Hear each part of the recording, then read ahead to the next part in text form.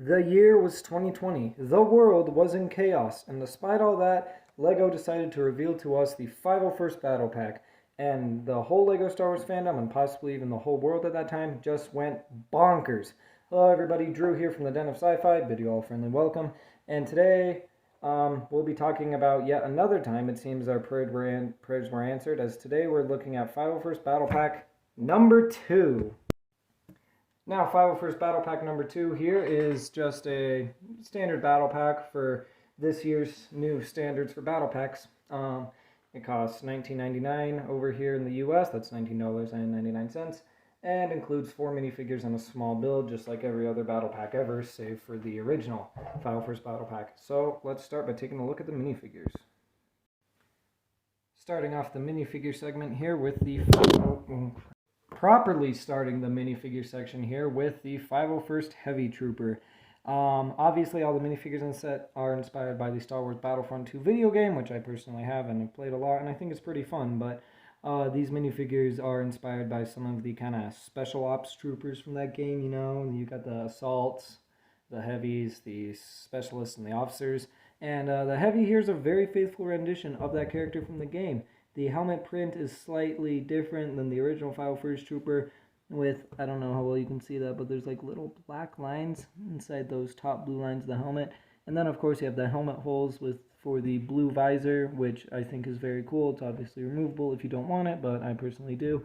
The torso features the print of an ammo strap with a little bit of armor up top there, as well as some extra blue paint on the chest plate. Around back here, he does come with a little backpack. It's just a neck bracket with a printed 1x1, which is very cool to see. The legs are the exact same as the original 501st Troopers from 2020, which is a real shame because if you know the game, you know that the 501st Troopers, the 501st Heavy Troopers, their entire shin sections are entirely blue. So it would have been nice to see that here, but it's not the end of the world by any stretch of the imagination.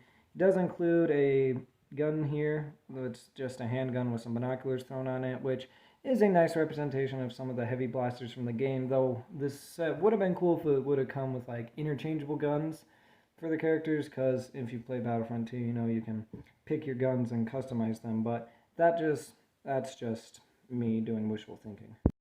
Next up here we have the 501st Specialist Trooper, which is just basically a fancy name for a sniper. This figure's really cool too. He features the exact same helmet print as the original 501st Troopers from 2020, though you'll notice he has a new piece for the macro binoculars, and when this was revealed, I thought it was really cool. I know I heard some people complaining like, oh, it doesn't have the print on it. Oh, it looks so ugly. I don't really mind it. I think it looks cool, and the printing on these things in the game is so minuscule anyways that here I don't think it looks too bad, but you know, you can lift it up, remove it if you want, but of course I'll be keeping it on here. The only difference in the torso print here is he's got those little yellow dashes there, kind of indicating he's a sniper, and then he's got blue arms, and yeah, other than that, he's a straight carbon copy of the original 501st Troopers. It does come with the sniper rifle, that's just the long rifle piece with a candlestick on the muzzle, but still, very cool figure to see here. And this, I tested this out here. The macro binocular piece is compatible with your Phase 1 Clone Trooper helmets. And I just thought that was a nice thing for them to add. So if you want to make when your Phase 1 clone's a sniper, because there is an extra macro binocular piece included in the set, you can certainly do that.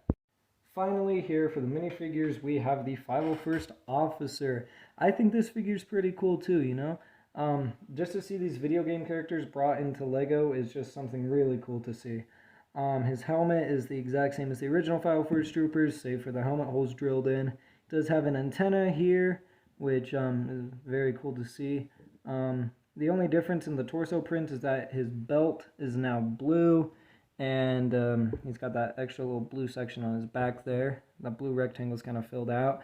And then on the hips, there's actually some printing of like the waist cape, and on the sides of the legs there's also that waist cape printing. No physical waist cape, which I think is a massive bummer. I'll probably make this guy one out of paper though. But yeah, other than the legs, I think this figure is really cool. He comes with just your standard stock issue LEGO Star Wars blaster pistol, the one that we've seen since like 2006, 2007 I think it was, so yeah. But not a bad figure, just kind of lacking in the waist capial department. This set includes, in my opinion, one of the coolest battle pack builds ever. It's basically a Republic AV7 cannon shrunk down to battle pack size. And I think here it looks really cool. It's a very faithful recreation of the iconic vehicle. Would you call it a vehicle? It's a very good recreation of the thing that was in Clone Wars. And it looks really cool. Granted, it was never used in the game, I don't think, but still, it's nice to see the build here, and it fits, you know? So taking a look at it here, you can see the front, all four of the legs are the exact same build. They're all on hinges and go out, as well as clicky joints there. The instructions start to have them 2 clicks down so that this angled piece will sit flush with the ground, which I think is a nice attention to detail. However, it is a bit tedious getting all these legs perfectly in the same spot because they're all on those hinges, but it's certainly not impossible. It's just a little annoying. The cannon also does feature this clear 2x2 rounded brick on the bottom for extra support. You have these silver tooth pieces on the side for, I guess this is where the like ammo goes for the cannon, which is a nice attention to detail. The barrel itself is very well detailed for how small it is, and is a very nice, just nice looking cannon overall. Cannon barrel here. It is on a hinge, so you know you can have it pointing straight or pointing up for more of those arced shots like we see it do a lot in the Clone Wars movie. Got a seat here for one of your minifigures to operate it, preferably a heavy trooper included in the set. No sort of control panel or handlebars or anything for him to operate it with, but it's not the end of the world. The barrel of the cannon here also features a spring-loaded missile built into it, and it works like every other spring-loaded missile that ever existed for LEGO Star Wars. You just press down on it, and it fires. And hey, that actually landed pretty close. It ricocheted off my wall over there, but yep.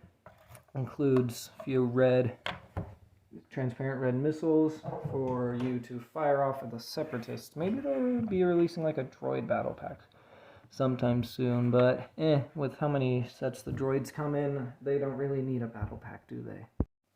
And of course, you can take one of your heavy troopers, or any of your troopers really, it just makes most sense for the heavy to be doing this, and you can put them down in the seat and have them firing away at the Separatists. Pew pew. In conclusion, the LEGO Star Wars 2023 501st Battle Pack is an excellent set. It includes some really cool minifigures that reference a cool video game, and the build is one that I think is very good for army building or base building. I would give this set a solid 10 out of 10. Would recommend that you go pick one up immediately, either off Amazon or in a physical store, whatever you prefer.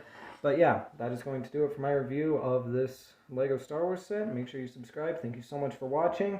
And this has been Drew from the Den of Sci-Fi. I'll see you in the next video. Until then.